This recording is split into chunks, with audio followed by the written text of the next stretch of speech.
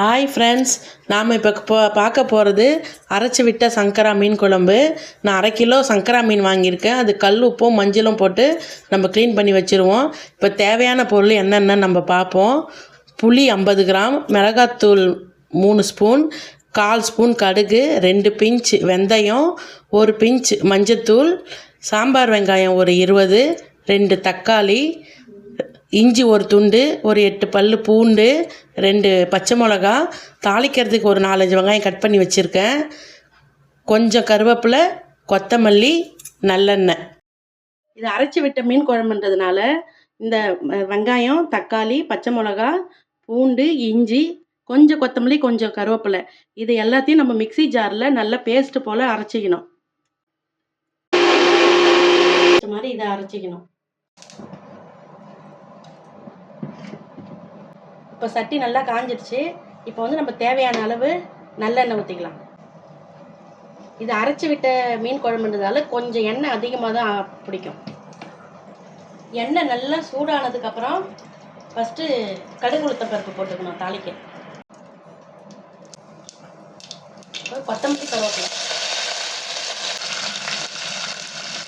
கொத்தமல்லி கருவேப்பிலை பொரிஞ்சதும் கொஞ்சமாக நம்ம வச்சுருந்தோம்னா சின்ன வெங்காயம் அது கொஞ்சம் எண்ணெயில் போட்டு வதக்கணும். ஒரு 2 நிமிஷம் வெங்காயம் வதங்கிட்டேன்னு நம்ம அரைச்சி வச்சிருக்கிற அந்த பேஸ்ட்டை இதுலேயே போட்டு அதையே நல்லா எண்ணெய் பிரிஞ்சு வர வரைக்கும் அதை நம்ம வதக்கணும். இப்போ இதுலேயே வந்து இந்த பேஸ்ட்டை கொட்டி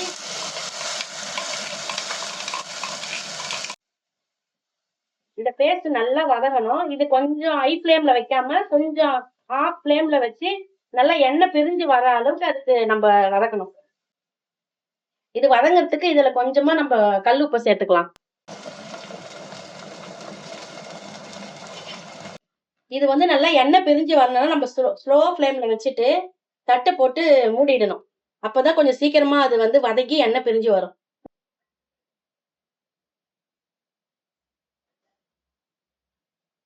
எண்ணெய் தனியாக பிரிஞ்சு வருது பாருங்க. இந்த ஸ்டேஜில் கொஞ்சமாக மஞ்சத்தூள் போட்டுக்கணும்.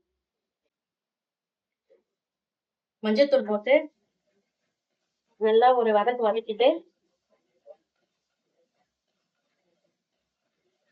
இப்போ வந்து இந்த புளி தண்ணியில் வந்து ஒரு 3 ஸ்பூன் மிளகாத்தூள், ஏற்கனவே அந்த மசாலா அரைச்சதுல 2 பச்சை மிளகாய் போட்டிருக்கோம், அதனால் நான் 3 ஸ்பூன் மிளகாத்தூள் போட்டிருக்கேன்.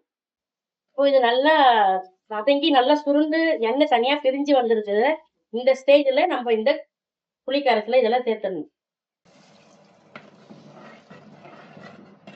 சேர்த்துட்டு இப்போ ஒரு தடவை நம்ம உப்பு காரம் எல்லாம் சரியாக இருக்கான்னு பார்த்துட்டு அப்படி நமக்கு எது கம்மியாக இருக்கோ நம்ம அந்த பொருளை மட்டும் நம்ம சேர்த்துனா போதும். நம்ம அப்போ வந்து அந்த வெங்காயம் வதங்கிறதுக்காக கொஞ்சமாக உப்பு சேர்த்துருந்தோம். இப்போ தேவையான அளவுக்கு குழம்புக்கு எவ்வளோ தேவையோ அந்த அளவுக்கு நம்ம இப்போ உப்பு சேர்த்துக்கணும். சேர்த்துட்டு ஒரு 10 நிமிஷம் நல்லா குழம்பு நல்லா சுண்ட விட்டு எண்ணெய் பிரிஞ்சு மேலே வந்ததுக்கப்புறமா நம்ம எடுத்து வச்சுருக்க அந்த சங்கரா மீனை போடணும். இப்போ ஓப்பன் பண்ணி பார்ப்போம். எண்ணெய் பிரிஞ்சு வந்திருக்கு. இந்த ஸ்டேஜில் வந்து நம்ம இந்த மீனை இதில் சேர்த்துடணும். சேர்த்துட்டு 2லேருந்து 3 நிமிஷம் மட்டும் மீன் வெந்தால் போதும். ஏன்னா இது சங்கரா மீன்ன்றதுனால சீக்கிரம் வெந்துடும். ரொம்ப நேரம் நீங்கள் விட்டுட்டிங்கன்னா அவ்வளோதான், மீன் ஃபுல்லாக உதிரியாக போயிட்டு ஒரு குழம்பு ஃபுல்லாக முள்ளாக ஆகிடும். அதனால் 2லேருந்து 3 நிமிஷம் கொஞ்சம் சிம்மிலேயே வச்சு வேக வச்சு ஆஃப் பண்ணிடணும். லாஸ்ட்டாக இறக்கும் போது கொஞ்சமாக பெப்பர் போடணும். நான் அது இறக்கும் போதே போடுறேன். இப்போ 2லேருந்து 3 நிமிஷம் ஆகிட்டுருக்கோம். மீனும் வெந்துட்டு இருக்கோம். இந்த ஸ்டேஜில் ஒரு சின்ன ஸ்பூனில் ஒரு 1/2 ஸ்பூன் பெப்பர் போட்டு இந்த கொத்தமல்லியை போட்டு ஸ்டவ்வை நம்ம ஆஃப் பண்ணிவிட்டு அரைச்சி விட்ட மீன் குழம்பு ரெடி. நீங்கள் உங்கள் வீட்டில் செஞ்சு பார்த்துட்டு ஃபீட்பேக்கை கமெண்ட்டில் சொல்லுங்கள். லைக் பண்ணுங்கள், ஷேர் பண்ணுங்கள், சப்ஸ்கிரைப் பண்ணுங்கள். சமையல் vlogs. தேங்க்யூ.